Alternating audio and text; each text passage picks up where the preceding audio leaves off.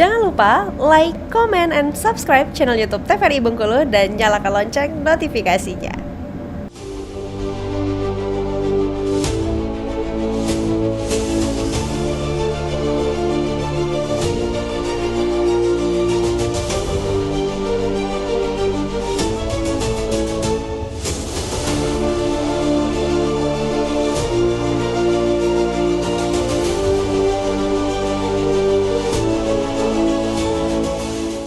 Terima kasih pemirsa TVRI Bengkulu, Anda kembali menyaksikan Berendo masih bersama saya Friko Zuhri. Tentunya dalam tema kali ini membahas visi misi dan juga program kerja dari paslon nomor urut 1 Pak Helmi Hasan dan juga Pak Mian.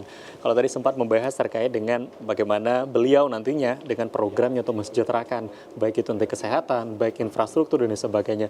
Nah, kalau kita bicara terkait dengan program-program ini, pastinya masyarakat di luar sana gitu ya, tidak hanya jadi disampaikan karena beliau sempat memimpin Kota Bengkulu, masyarakat di luar pun pasti mengharapkan hal yang sama, baik itu fasilitas ataupun pembangunan. Nah, agar tidak ada kesenjangan ya antara kota dan juga kabupaten, nanti untuk 9 kabupaten dan 1 kota ini seperti apa beliau meyakinkan masyarakat nanti ke depan? Ya, betul. Ini berbicara kesenjangan. Jadi lahirnya gubernur baru, insya Allah itu Pak Helmi Hasan ya, tentunya dia harus adil. Dia harus memposisikan diri di atas segala suku, golongan, daerah, kelompok ya. Salah satu yang mesti harus dilakukan itu nanti beda APBD provinsi tentunya.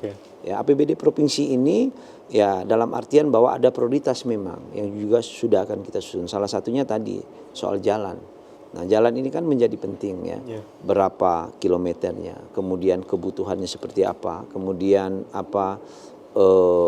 kepentingan-kepentingan yang memang itu memang tidak bisa ditunda misalnya. Nah, ini menjadi penting. Tadi menarik soal peran desa untuk menikmati jalan. Nah, seharusnya gubernur itu mampu menjadi teman baik dalam tanda kutip kepala daerah yang ada ngopi barengnya, yang ada mesranya, mengayomi ya, karena mewakili pemerintah pusat bukan sebagai saingan dari bupati wali kota. Sejalan dengan pemerintah pusat. Ya. Misal saja kita katakan ada pembangunan jalan yang ada di desa-desa, misalnya kelurahan. Kenapa tidak misalnya dibicarakan berapa anggaran dari pemerintah kabupaten kota, kemudian pemerintah provinsi itu harus support. Ya. Nah, beda APBD itu menjadi penting ya, dan tentunya juga bagaimana komunikasi dengan pemerintah pusat ya. Dan insya Allah misalnya kalau di desa kita punya Bang Yandri anak asli dari kita Provinsi Bengkulu dari Kedurang yang itu menjadi Menteri Desa hari ini.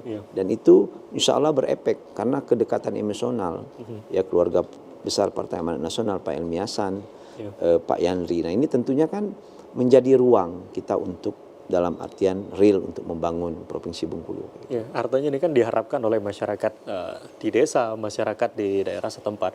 Karena melihat untuk kesejahteraan sendiri, kalau tadi disampaikan untuk pembangunan pabrik, mungkin akan dilakukan dan sebagainya. Ada pembangunan untuk pabrik es dan juga pabrik minyak. Namun kan masyarakat di desa pasti juga membutuhkan bagaimana pertanian mereka juga bisa berkembang, menghasilkan hasil yang terbaik.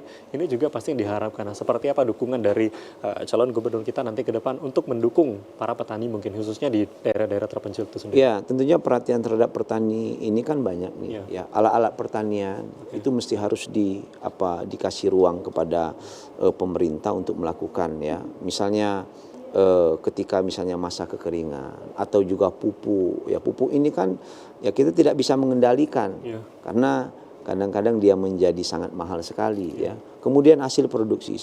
Sebagai contoh di Rejang Lebong kita sering mendengar dan bahkan saya juga karena juga dari Rejang Lebong pernah melihat bahwa tomat ya itu dibuang saja karena biaya untuk menjualnya itu lebih besar ongkosnya dari ongkos upah dan lain sebagainya. Tentunya kita kaji dan Pak Haji Helmi Hasan, Pak Mian itu sudah mencanangkan untuk membuat pabrik saus. Artinya apa? Gubernur hadir itu untuk menjawab, gubernur hadir untuk masyarakat ada harapan ya sehingga ke depan tidak boleh ada lagi ya misalnya hasil pertanian yang pemerintah ya di Enggano misalnya itu kita diskusi sama teman-teman Enggano, mereka memproduksi di pertanian itu pisang ya, pisang Enggano itu terkenal. Nah, apa kendala terbesar? Ya ketika kapal ya tidak sampai ke Enggano berdasarkan waktu yang ada, pisangnya busuk. Artinya pemerintah harus hadir. Apa itu? Di Enggano bisa didirikan apa namanya itu industri rumah tangga, ya, atau ini apa nama itu pabrik pengolahan misalnya ya pisang tadi menjadi keripik, dikemas dengan baik, diproduksi kayak gitu ya.